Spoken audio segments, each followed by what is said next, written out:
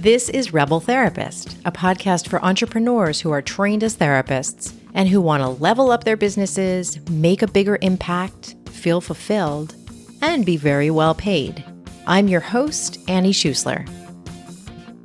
If you want to be working in a different way, but you feel like maybe it's too late to start your own signature program, or you regret not having started one sooner, this episode is for you. In the last couple of years, I've done a lot of things that I had thought maybe it was too late to do. So I really feel you on this. And one of those things has been returning to roller skating. So I'm going to get to you starting your program, but first I got to talk about roller skating. So you know the proverb, the best time to roller skate was 20 years ago and the next best time is now. Yeah, no, I know it's really usually about planting a tree, but for me, the best time to return to roller skating would have been 30 years ago, and the next best time just happened. I went to roller discos as a kid in the early 80s from about the ages of 8 to 10, and I felt so alive and joyful. Skating felt like flying and dancing at the same time, and I was part of this little crew of girls who skated together. We got sparkly t-shirts with roller skates on the front and abbreviations of our names on the back, just so we could save money on the letters. And a couple of my birthday parties were at the roller disco. I remember when Dolly Parton or Donna Summer or Blondie would come on, I would get shivers. My family moved across the country when I was 10 years old, and I stopped roller skating partly because I didn't have my crew anymore, and partly because I felt more awkward and self-conscious in my body as I got older. As an adult, throughout my 30s and 40s, I wished I could roller skate again, but I figured whenever I thought about it, it was too late. I assumed I would fall and injure myself if I tried roller skating, and I guess I probably worried that I would look foolish. As roller skating made a big revival in the last few years, I kept seeing the cutest roller skates everywhere. And when I would walk past the roller skaters in Golden Gate Park, I felt this longing. And I also started to notice that a lot of the skaters there appeared to be my age or older. As I was turning 50 a couple years ago, I did a little research and I discovered that it actually still wasn't too late for me to get on roller skates again, that it really wasn't at all too late. So for my 50th birthday, I bought a pair of purple skates, some knee pads, wrist guards, and elbow pads. And, the first thing you're supposed to do if you roller skate is to practice falling safely. So I did that about 100 times. And by the way, I know there's a whole camp of skaters who don't believe in using padding, and I'm not here to fight about that. I see you and I respect you. So I finally got myself to the outdoor skating area in Golden Gate Park. It's flat and smooth and round, and several times a week, there's even someone from the community playing music with a huge speaker. So I shyly asked the incredible roller skaters about the etiquette there and any advice for a new skater. And then I slowly rolled out there. And I realized I could still roller skate. Even after 40 years away, my body still remembered how. But even if I didn't already know how, it would not have been too late. I've met plenty of people who started roller skating at a lot of different ages, including older than me. So I just basically skate around the area, enjoying the music, or if there's no music, I bring my headphones and listen. And I feel joy and energy moving through my body. Just like when I was 10 years old, I still feel like I'm flying and dancing.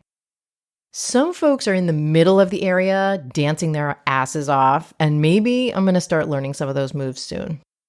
So I keep my roller skates and my protective gear in my trunk at all times so I can skate whenever I get the chance. And I go about once a week.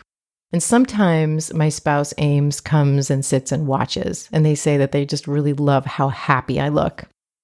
I know how to fall safely, but it's funny, at this point I haven't actually fallen.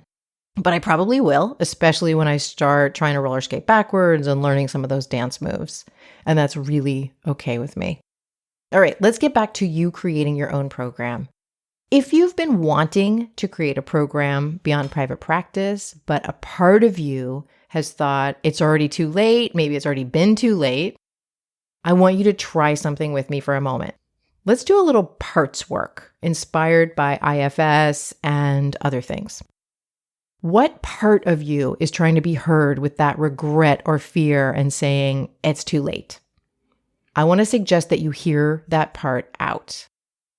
If creating your own program is the right path for you, it is absolutely not too late. And I think in your wisest and most embodied self, you know this. But if you've got a part that feels like it's too late, you might need to hear that part out. It's trying to protect you in the best way it knows how. So let this "it's too late" part know that you're ready to listen and that you're grateful for its attempt at protecting you. And kindly let that part vent about why they think it's too late and take notes. So here's what you might hear, because these are some things that I hear from people. I'm going to run through some of the things your part might say. Other people are already doing it. The market is saturated. People already know me as a therapist. If I started when I first wanted to, I'd already be successful, but now I'd be a beginner. People don't buy courses anymore. If I do it now, I'm going to have to feel the grief of not having done it sooner. So maybe you'll hear some of that. Maybe you'll hear something else. I just covered kind of the most common ones that I hear over and over again. So when your part, the "it's too late" part, has gotten all of its thoughts and feelings out, then you can converse with it. And I can help you because I know what it actually takes to create a successful program. And I'm an actual expert on creating and making a living from your unique and excellent program beyond private practice. So let's go through those reasons that I stated one by one. All right, other people are already doing it. Yeah, there's probably at least a handful of successful people in your niche. And that's a good sign. It probably means that there are people paying them and it's a viable niche. It'd be unusual for you to be stepping into a niche that no one else is in. Some people are going to want to pay you to be the one to help them because you're the right guide for them. Just like there's room for lots of therapists, there's room for more than one program in your niche of choice. All right, the next one, the market is saturated.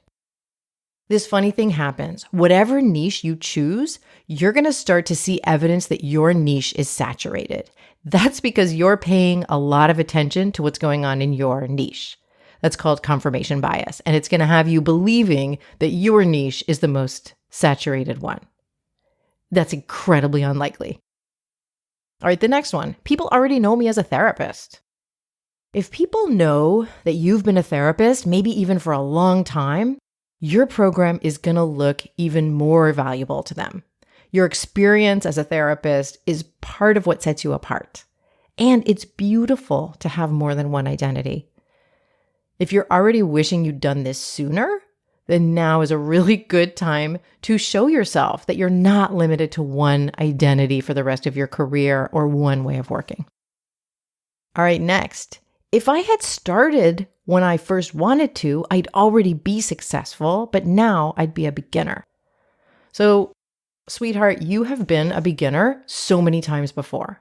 Learning new things is incredibly good for keeping you in an optimal state of growth and happiness.